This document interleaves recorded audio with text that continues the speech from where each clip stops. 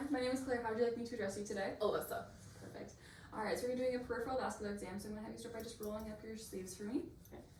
And I'm going to start with just a trophic assessment, looking for any discoloration, any skin patterns that would be abnormal, any hair growths, or any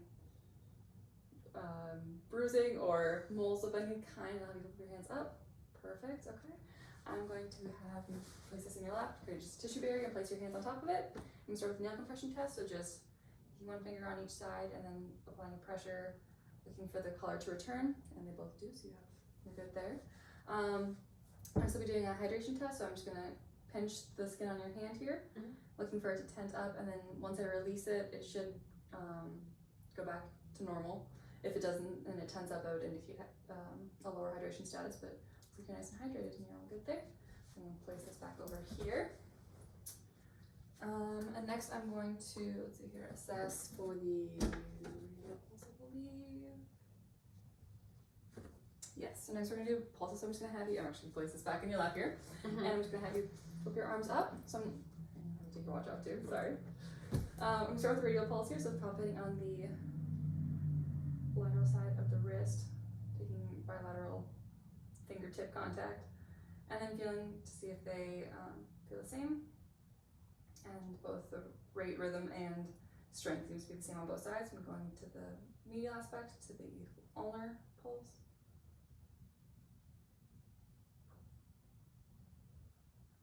And they feel the same. And next I'll be doing the brachial pulse. I'm going to contact just medial to the biceps tendon. I'm going to be doing this one bilaterally as well. We'll do one at a time. It's easier to assess. Perfect. And then on the side.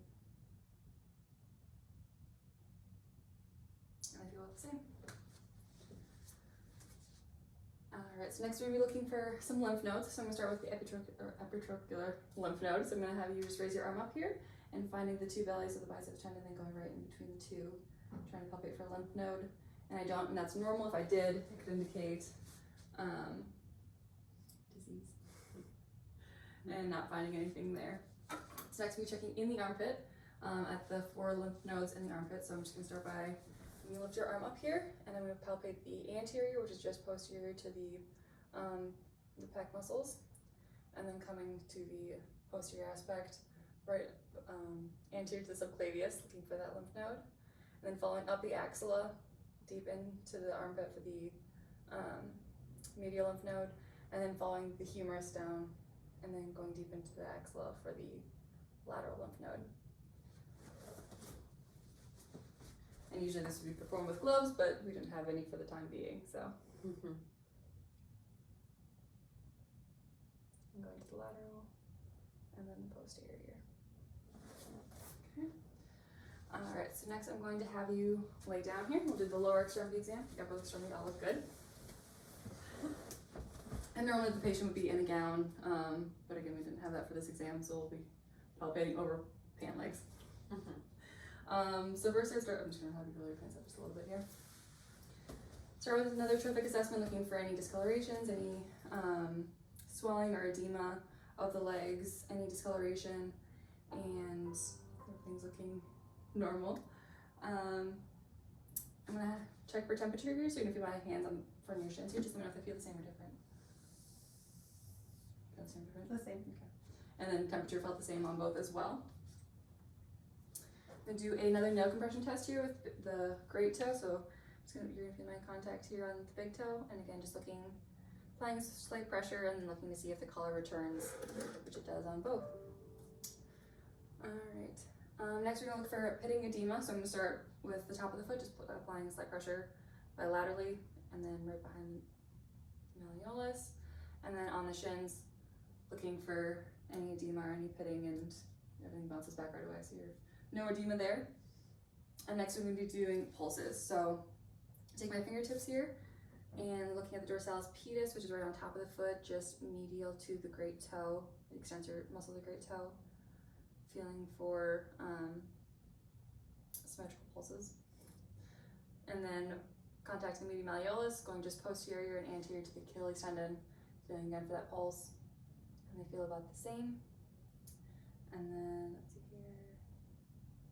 Okay. I'm going to have have you raise one leg up here. I'm just taking my contact, going to posterior knee, and then moving slightly lateral, trying to find that popliteal pulse.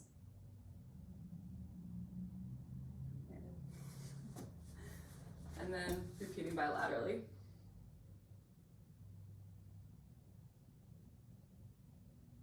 Perfect. All right. Create a barrier for the patient here. And next we'll be doing the femoral artery. So we'll be looking, inspecting the area for a femoral, any type of herniation of the femoral artery, and then also just be palpating it and then listening to it with the bell side of my stethoscope. Is that okay? Mm-hmm. Okay. So I'll stand up the pants.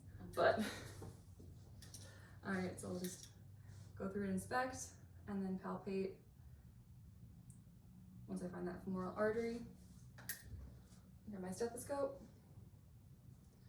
And again with the bell of my stethoscope, placing it on the femoral artery and listening for any bruit.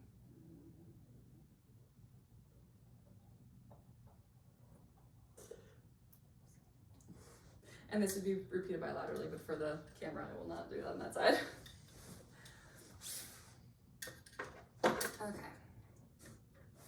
And then last thing on the femoral side, I'm just gonna quick go through and palpate the lymph nodes, following the horizontal, just inferior to the inguinal ligament and the horizontal, and then going for the vertical, which is just inferior to the inguinal ligament and pubic symphysis. Okay. So next we're going to special tests. I'm gonna start with Homan's test. I'm gonna take your leg here and then I'm gonna dorsiflex the foot and then squeeze the calf. Any pain with that? No. Okay. And if there was pain, this could indicate a deep or thrombophlebitis or deep vein thrombosis. And then leg elevation test. I'm gonna lift your legs up here and place them on my legs. And I'm just gonna have you flutter kick, looking for all the blood to drain out and for the skin to be pale.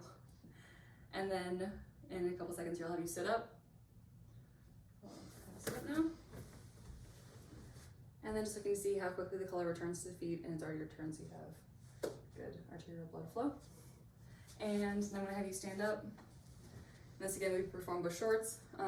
This would be for varicose veins. So I would place my one contact on the medial knee and then my other contact about 4 centimeters down from the pubic symphysis and then a little bit medial. And then I would just tap with either hand and then feeling for the blood in the vein to be moving. If that would indicate varicose veins, but I don't see anything there. So that completes our extremity exam.